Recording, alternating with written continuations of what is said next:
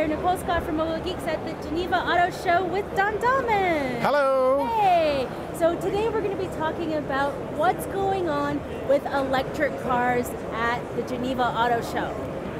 Well, there's a pretty big hint right behind me right now.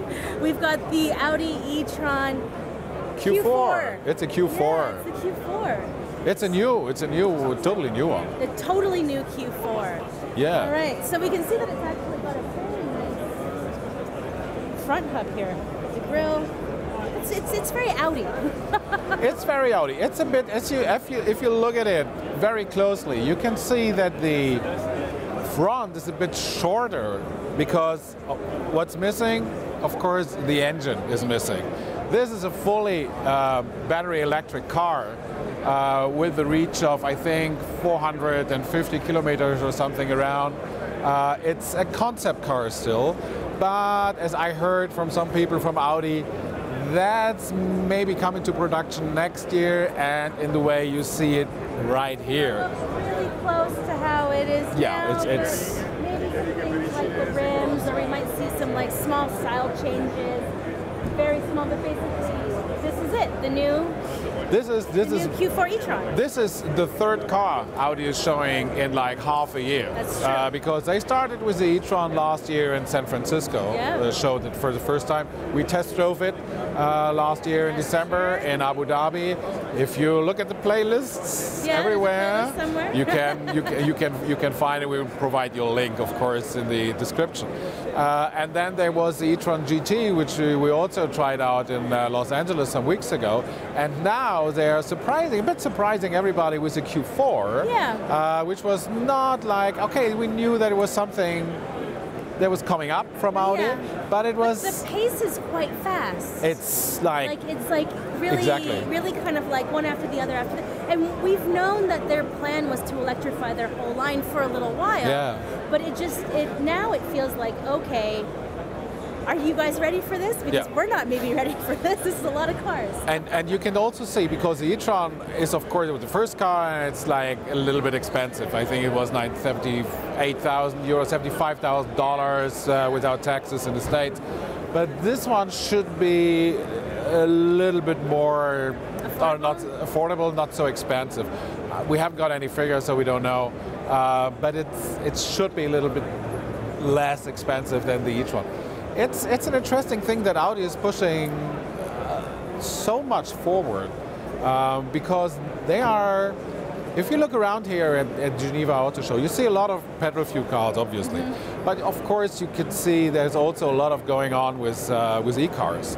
The thing is, if you look at the different booths from the different manufacturers, you're not seeing a lot. No. You're not seeing like 3 cars. So we basically have Daimler or Mercedes has with the EQC, but this definitely isn't new. We've been there last September. Waiting for bated breath for this car for it feels like an eternity. It feels like, wait, we haven't done the test drives yet because it's been so long. Right? And so the test drives are coming soon. They're coming in May, I think. Right? So we still have a few months to wait to actually get behind the wheel. They've been so guarded with how they've been showing the EQC, and so they're showing it again here. Yes, it's here, but it's not new, so it's not newsworthy. We could basically next, right? Toyota is full of hybrids. Have a lot of hybrids, and this this is a very interesting way they do it. I mean, they don't have fully battery electric cars so far. They have hydrogen cars, the Mirai, and there's a new version of the Mirai coming next week. Not next week, next year. Sorry, next week. That would be no next year. So the Mirai 2 version is coming in 2020. But they have like the whole lineup is hybrid, is this Prius hybrid. So it's not a plug-in hybrid that you need to plug in to recharge.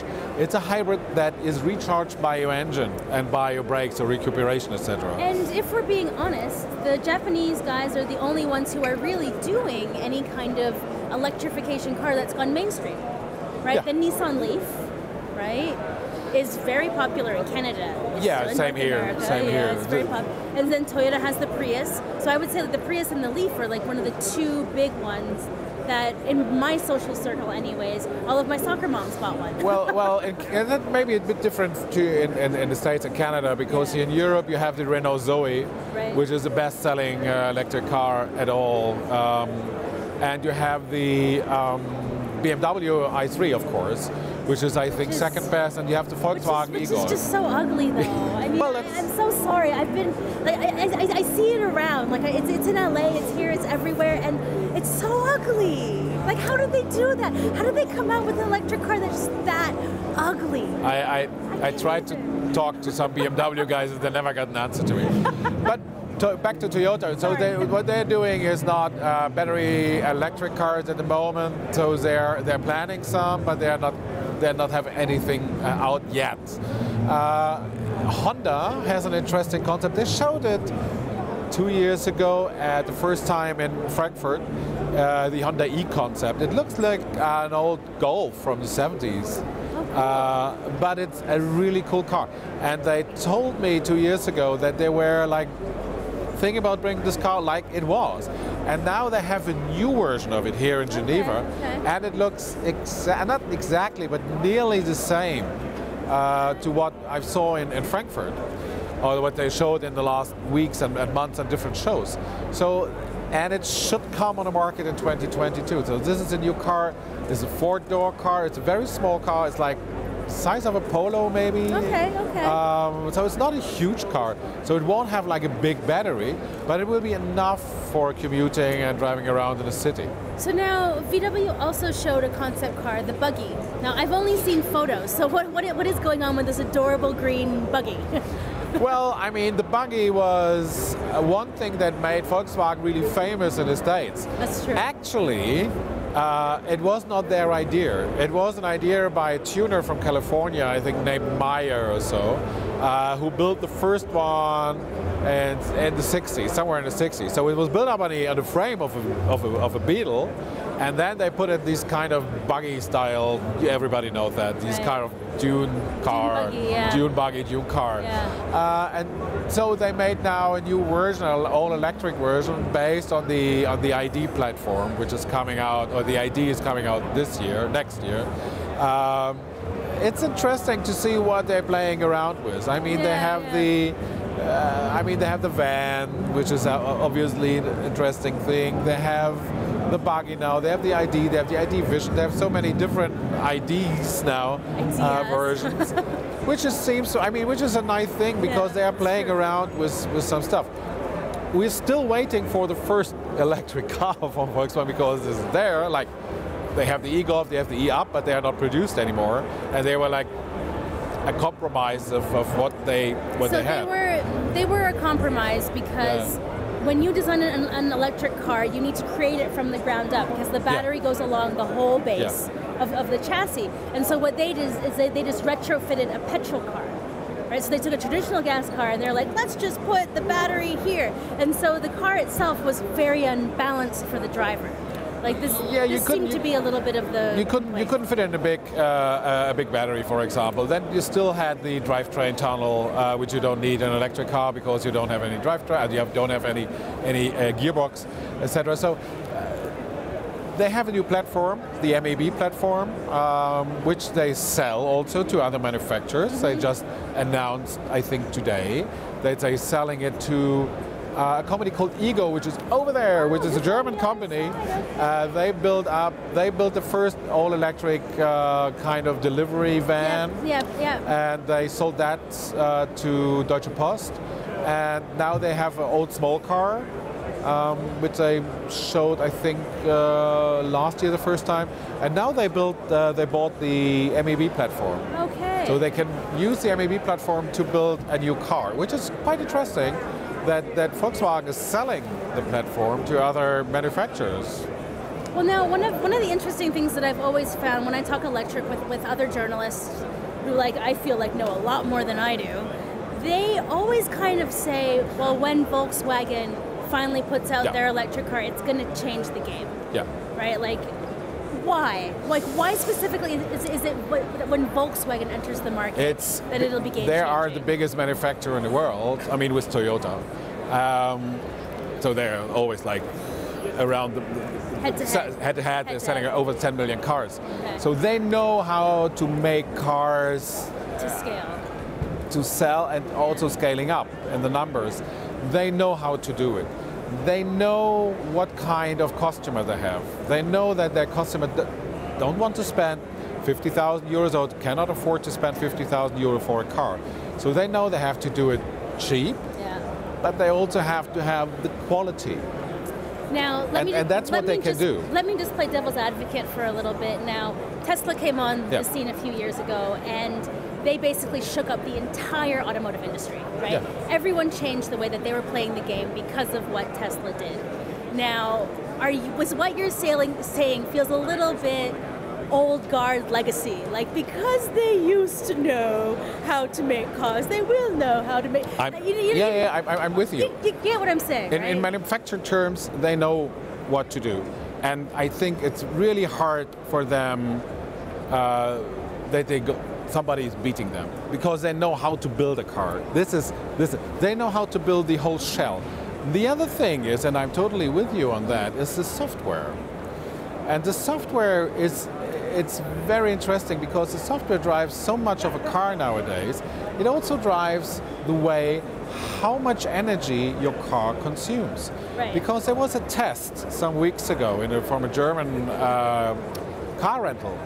And they rent, so you can rent a car, you can rent electric cars. So what they test the e-tron, the I-Pace, and an older Tesla X P90, I think it was. So it has, so all three had nearly the same battery. But the Tesla had like 35% more reach in the end, and it was not even the newest version of it. Yeah. So it's all driven by software, and that's what some of those companies, and also I think Volkswagen is missing, and what they have to learn. Because if I'm being honest with you, of the entire Volkswagen group, because we're just talking about Volkswagen, right? The Volkswagen, Audi is better at implementing infotainment software than Volkswagen is. Porsche created a new division called Porsche Digital just so that they could modernize their what was crazily old and basically inaccessible infotainment system to a modern age, and they did that so fast. And very good. And very well, but even though it only works with iPhones, it still works really, really well. And now the Volkswagens are behind on Audi, I think, in terms of infotainment and software. So like if we look at like the future of mobility as the car is a piece of that puzzle, to me, the connectivity in the infotainment system is a really big part of that. And Volkswagen, to this point, has only just stepped up this year. Yeah. Right? And I don't know if it's enough, right? So there's two prongs to me when you talk about software. Software, infotainment system access, and software in terms of like how the car is using its resources. But when, I mean, Tesla started 10 years ago designing the Tesla S and starting with the infotainment system, the software. So they have like a head start. Volkswagen started, to be honest, 2015. Right. So that was like 4 years ago, not even 4 years ago. Yeah. So they had 4 years to, it's a catch-up game. Yeah. And they had like 4 years to do that. And I think they managed quite well in some parts, not in all parts. And I think they will take some more time to catch up to Tesla and some other manufacturers, especially from China. They need some more time, but they are doing a good work. And Volkswagen just announced these Volkswagen V Group thing. Yeah, they have car sharing. You have the entertainment system and everything. And so they start to building these ecosystem that they need to be successful. If they do it well, or if they do it good, I don't know. Nobody has seen it like working in total. We're going to see the next 1 or 2 years. And you're right. At MWC, which is where we connect with the more progressive sides of the car companies, and we met with the Volkswagen We Group, and they actually informed us they brought on a new board member just for mobility. Yeah. Right. So they actually added another part to the board of directors in order to help reallocate resources appropriately, because like all these big companies, you know, divisions are siloed, resources are siloed, but in order to kind of pull together the whole company with that larger vision of mobility, they now have a new board member to help do that. So I mean, you're right. They're moving quickly in the right direction. I'm just going to be interested to see if it's true, the way everyone talks when Volkswagen releases their new. But Volkswagen is not the only company who will struggle or has a problem. Right. I mean, the whole group. I mean, it's also Daimler. I mean, Daimler plans to have like 10 electric cars by 2025. They have just not even one out. So there's also a lot of going on. They have the V-Class, the van now, and it's a study that they show here, an electric version, which is quite interesting, but it will be hugely expensive. I think that there's not clear what the next car from Daimler is. There are rumors that it's an EQS, so an S-Class version of the EQ, or it's an EQA, which they already shown, the smaller version. I don't know, I haven't heard about it. So it's a lot of work that they have to do, especially, I mean, you know the Chinese market also very well, and you know what's going on there. We have the Shanghai Auto Show in a couple of weeks, and what the Chinese companies will do is showing a lot of new electric cars. And what's getting more interesting with the scene, actually Audi has some new L versions of their cars here, because that market for one of the first times is actually not growing. It's actually more plateauing and stabilizing. But the government's push for electrification is more aggressive than anyone else. And not that I'm anti-freedom of speech, but the one thing that the government's doing right is that they're collecting data, right? And they're working aggressively with all levels of their data collection agency in order to make a better autonomous car and electric car. Like there was actually a story a few months ago saying your EV is spying on you in China. Right, and so I mean, and like the government has put things into your electric car when you buy it in China, just to collect data to bolster their whole system. And now, this would never happen in Europe. This would never happen. Well, it in happens America. in a way because but not to this level. No, but the car companies are collecting the data.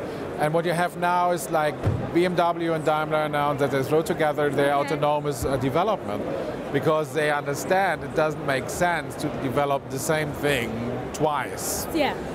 And Volkswagen is doing it also on their terms. So it doesn't make sense. It makes more sense if you combine the data and tell and share the data and then tell everybody, hey, this is what we found out about it, and you make. I talked to developers from Tesla about it, and they were like, hey, we would be open to throw out our data, because it would make way more sense when everybody used the same sets of data to train their cars. Now it's everybody's doing different ways and et cetera, and you don't have like a plan how do you make sure that the data or the software of the car is working accordingly. So I know that the German authorities are working on it, but it will take some time. It will take some time, and that's time that the Chinese will advance, right? Yeah. And that they've already been doing this for the past year. And their biggest problem isn't the fact that they haven't had the ability to legislate streets. They've created entire zones and towns for testing, and not just what like BMW showed me in France, which is like a race course. This is an entire city that they've dedicated to this purpose. Oh, they have it in the US too. And they have it in the US too. Yeah. But to switch gears a little bit to what you talked about, just about Tesla, in my head I was like, I have to bring this up. What did you think about Tesla's move, or Elon Musk's move, to put out on Twitter that they're launching the new Tesla, the new Y, and they did it on the press day of the Geneva Auto Show. Speaking of things that are electrified that aren't here, but somehow and they aren't even here. Yeah, but somehow are here, because he did specifically pick the day of the first press day of this show to try to steal the automotive thunder. Yeah, right? I mean, they did. I mean, first of all, the Y is, I think, partially a Tesla 3. Yeah. With a new, as a middle or mid-size or small-size SUV. It has a bigger battery, as I heard. No, it has the same battery. Same battery, so it shares the same, but it had 10% more room or something. It has the same battery. So there's not a big difference. It will be like also between $40,000 and $50,000 or euros. Yeah, of course he has to push. He has to push out new cars. Yeah. He has to, because that's how you create customer demand. And you don't have the chance of well, like, if he would just stay what he does, people would say, yeah, that's boring. Because everybody now, look here, 3 cars from Audi, alone Audi. BMW will come, Daimler will come, Volkswagen is coming, Volvo is coming. They have Polestar here, which is a subdivision of Volvo, and they have the new Polestar 2 here. So there's a lot of cars coming, and of course, where do you earn the money? In the luxury segment, yes, but where do you sell the cars? This is a mid-price segment, and this is where everybody wants to be in.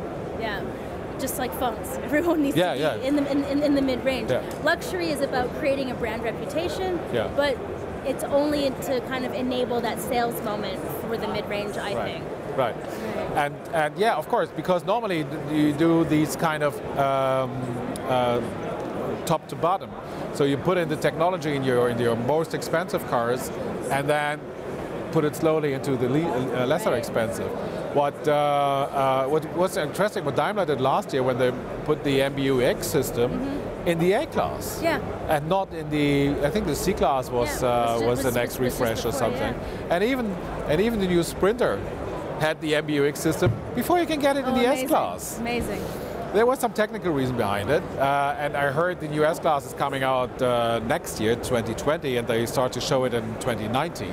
And what I heard is that they have this is like a huge step also in autonomous driving and other things. So that's going to be very interesting.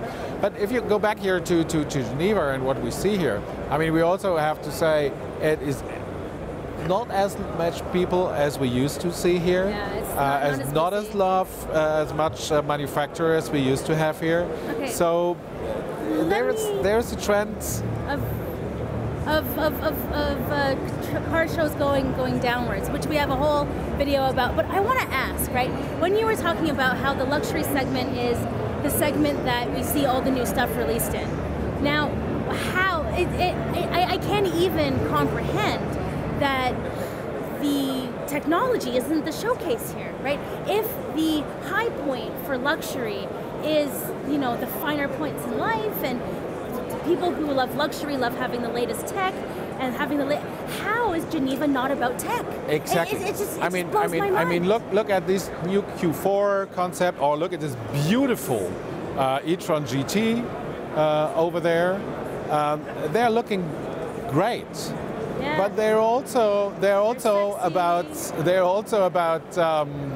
technology, what's inside of them.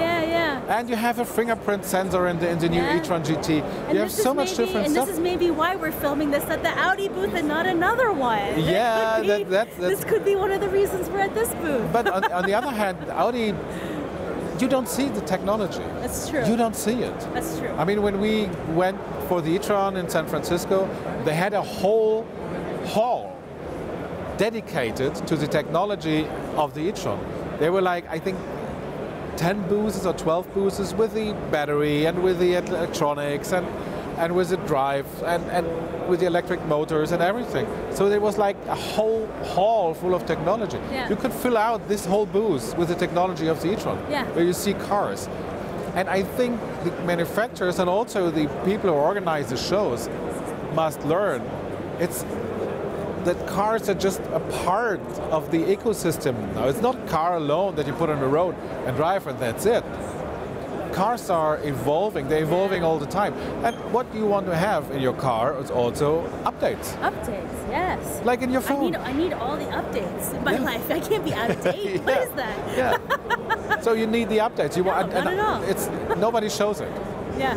No manufacturer. I mean, over-the-air updates are the least sexiest thing you could possibly talk about. I mean, people with their smartphones like them, but they find them inconvenient. No, I think that's exactly wrong. I know a lot of people, Tesla owners. Oh yeah. And okay, they're nerds. Yeah. And but when they get the mail or the information with the update, they're like, yes. Yeah. And then, oh, let's see. And the first thing they get up early in the morning when they do the nightly. They go to update their car. When they nightly update, the nightly update was run. They get early up in the car, and then go up and switch it on, and then see, oh, what's new? What's new? What can my car do? And I think that's what people want to have in the future. Yeah, I mean, you used to like get your car, and then that's it.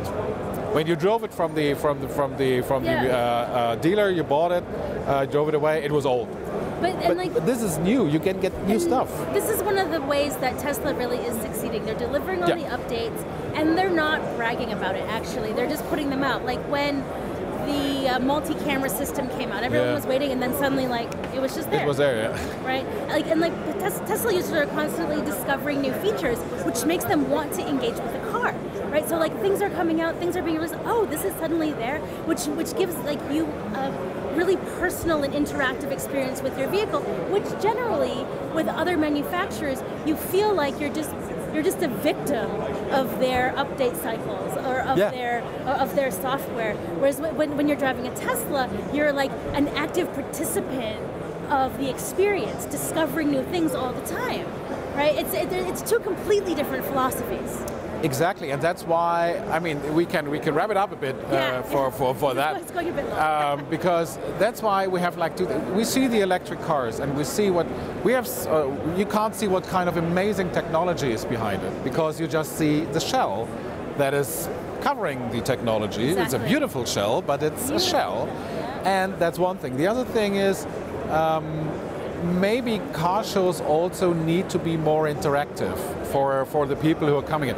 It's okay to go there to see a car from a distance, say, oh, that's a nice car.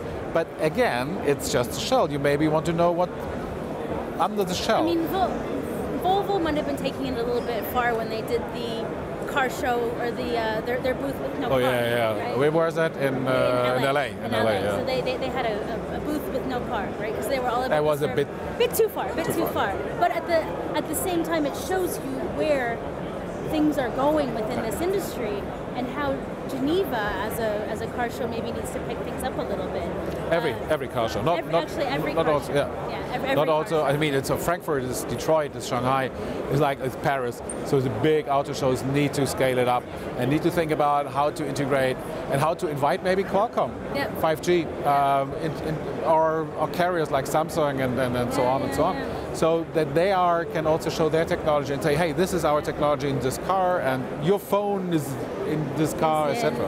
And so that's actually a really good segue to the fact that Don and I made a video about what's going on here at the show in terms of electrification, the trend, and why car shows maybe are on their last leg. So you can watch that video somewhere over here in our playlist. And also in the playlist from last week, our take on 5G. On 5G. And how important it is also for the automotive industry. Exactly. We definitely really dove into 5G and the hype and breaking down its importance for mobility in general. Okay. So if you're not subscribed to this wonderful channel, you should do so, because you need to figure out what's happening in mobility in the future. This is Dahlmann. This is Nicole Scott. Have a great day, guys. See you next time.